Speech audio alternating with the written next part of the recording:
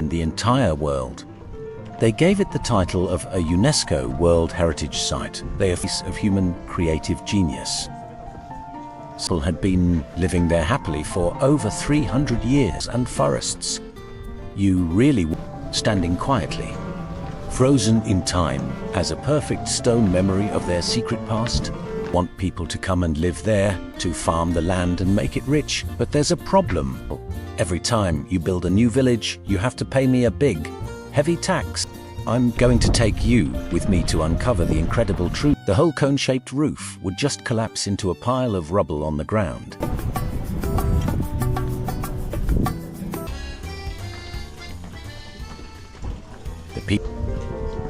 But then, the world started.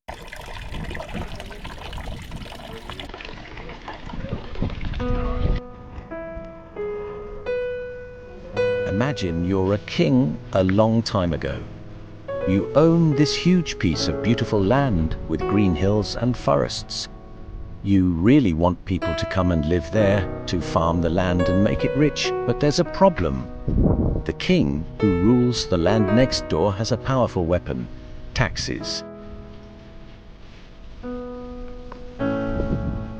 His rule was simple. Every time you build a new village, you have to pay me a big, heavy tax. So, what do you do if you are the local lord and you want people on your land, but you don't want to pay? You have to be clever. You have to be sneaky. And that is exactly how the magical town of Alberobello was born. This is not a fairy tale, but it feels like one. It is a story of secret villages, forbidden houses, and a law that changed history forever.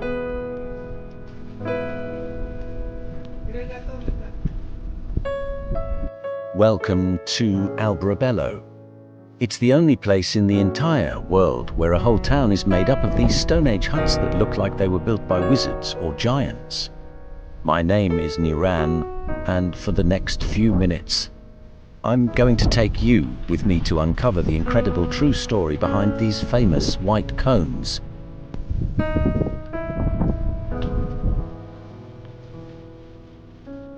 So, let's go back in time to the middle of the 15th century. The land where Alberobello stands today was just wild, thick forest. It belonged to a really powerful family, the Counts of Equiviva, and they ruled from a nearby town called Conversano. They had this big dream of turning the forest into good farmland. But there it was, that massive problem, the tax from the Kingdom of Naples. The royal court in Naples had a very clear law. If a new settlement had proper houses, the kind made with mortar, you know. That's like the glue made from sand and lime that holds stones together forever, then it was officially a real town. And real towns had to pay taxes. But the Count of Conversano was a clever man. He had a brilliant, sneaky idea. He knew that royal inspectors would come from Naples from time to check if any new towns had appeared. So, he gave a secret order to all the farmers he sent to live in that forest. He told them, listen carefully. You are allowed to build houses, but there's one rule you cannot break. You are forbidden from using any mortar, no glue for the stones. You must build your homes the old way, the dry stone method. You stack the stones so perfectly that they stay up just by their own weight. Why would he say that?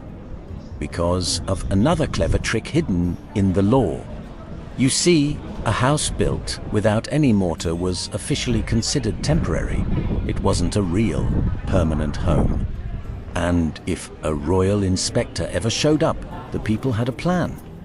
A fast messenger on horseback would ride through the night, arrive in the little village and shout, "Hide the town. The inspector is coming." And the people, they knew exactly what to do. They would quickly climb up to the top of their houses, grab the single most important stone, the one right at the very top of the roof, and pull it out.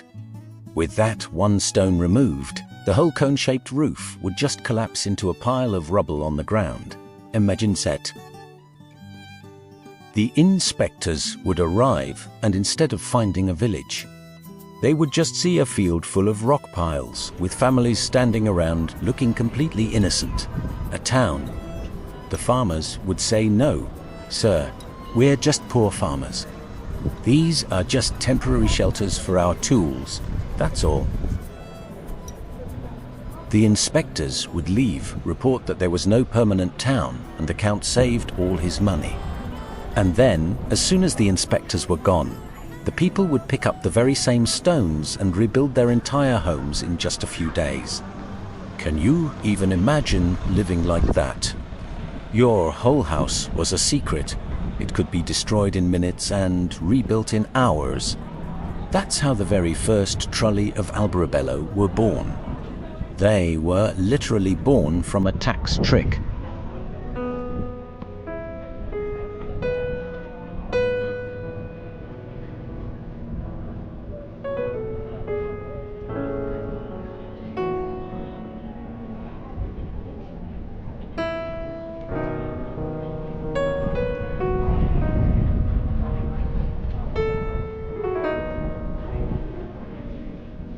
Now, you might be wondering, why go to all that trouble to build these complicated cones? Why not just build a simple square hut with a flat roof? Well, that's where you see the real genius of the local builders. The trullo is actually a masterpiece of simple, clever engineering. First of all, look at the walls. They are unbelievably thick, sometimes 2 meters thick. They're made of 2 layers of stone with smaller rocks stuffed in between. This keeps the house beautifully cool in the blazing hot southern Italian summers and warm during the cold winters. It's like nature's own air conditioning system.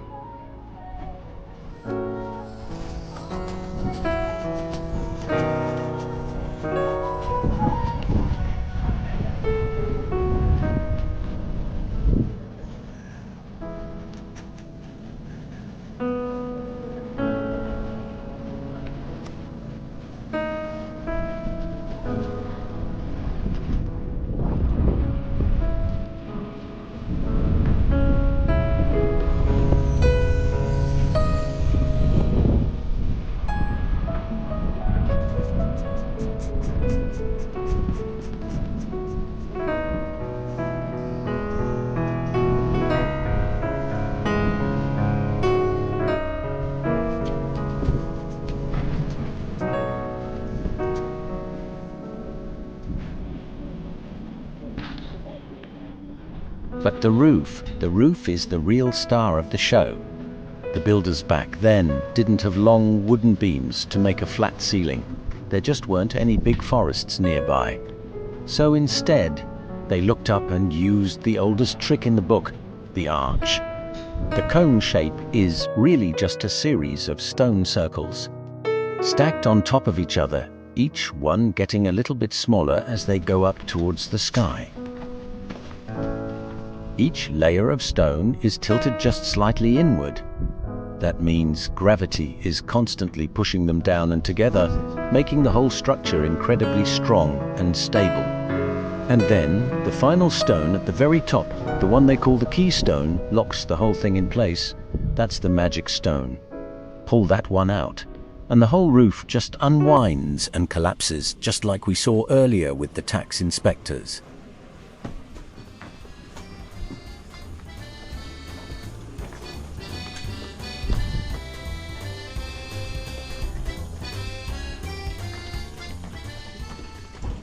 The people who built these homes were very superstitious. They were simple farmers, living close to the land, watching the seasons change. They believed in good luck and bad luck, in spirits and omens. So they painted these symbols on their roofs to protect their homes from evil spirits, to pray for a good harvest, to bring good fortune to the family living inside. Each single symbol is like a little prayer written in stone for everyone in the sky to see. It makes walking through the streets feel like you're in a sacred, magical place. For centuries, This trick worked perfectly. The counts saved their money, and the people lived their secret, hidden lives. But all good tricks, they have to come to an end eventually. By the late 1700s, the King of Naples was no longer some faraway figure. He was powerful, and he wanted to control every part of his kingdom. He started hearing rumors about a strange village way down in the south, where people lived in these odd stone cones and had been avoiding his taxes for generations. He did not like that, not one bit. The king at the time was Ferdinand IV of Bourbon, a real king with a real army. And he decided to end this game once and for all. On May 27, 1797, King Ferdinand IV issued a very special document. It was a royal decree. And in this decree, he declared that the village of the Trulli was no longer a secret. He looked at the houses and saw that even without mortar, they were clearly permanent homes. People had been living there happily for over 300 years. It was all town, and it was time to make it official. The decree said that from that day forward, the village was a free royal town. It was no longer under the control of the counts of Conversano. And most importantly, the people were now allowed they were commanded to build proper houses. They could use mortar. They could build normal roofs with tiles. They never had to live in fear of the taxman again. The people of Alberobello must have felt so many emotions. Fear, yes, because the king now knew about their secret. But also, can you imagine the relief, the freedom?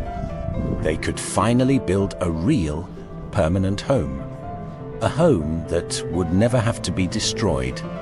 This royal decree is the single most important date in the whole history of Alberobello.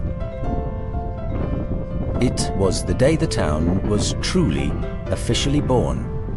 After 1797, people started building new houses with mortar right next to the old trulli. They stopped building new trulli for living. The age of the trullo was over, but the thousands that were already there remained, standing quietly, frozen in time as a perfect stone memory of their secret past. For almost 200 years after that, the trulli of Alberobello just sat there. Many were used as storage sheds for farm tools. They were old, they were dark, and they weren't very modern to live in. People didn't think much about them. They were just the old part of town. But then, the world started to change. People began to travel more. They started to appreciate things that were old and unique and beautiful. They came to the Itria Valley in southern Italy, and they saw this strange, beautiful town made of white cones, and they were amazed. It really was like stepping into a fairy tale. The people of Alberobello started to realize what they had. They began to carefully restore the old trulli. They turned them into cozy homes, charming little hotels, and cute shops selling local things. And then, in 1996, something truly incredible happened. A group of very important people from an organization called UNESCO came to visit. Their job is to find the most special places on Earth and protect them for all of humanity. They walked through the narrow, winding streets of Alberobello. They saw the mysterious symbols on the roofs, and they heard the amazing story of the clever count and the royal decree. And they made a decision. They decided that Alberobello and its trulli were one of the most unique places in the entire world. They gave it the title of a UNESCO World Heritage Site. They officially said this town is a masterpiece of human creative genius. So, from a secret village born from a simple, clever tax trick, Alberobello has become one of Italy's most famous and beloved towns. The secret is finally out for the whole world to see. Millions of people come here every single year just to walk these ancient streets. They come to see the pointy roofs reaching for the sky. They come to find the mysterious symbols and try to understand their meaning. They come to touch the thick stone walls and feel the centuries of history inside. They come to experience the magic that was born from a simple idea, how to build a home without paying the king. The people who live here today, they no longer have to pull the keystone from their roof. Their homes are safe and sound. But the story of how their town came to be, it's written in every single stone. It's a story of cleverness, of survival, and of a community who built their own little world against all odds.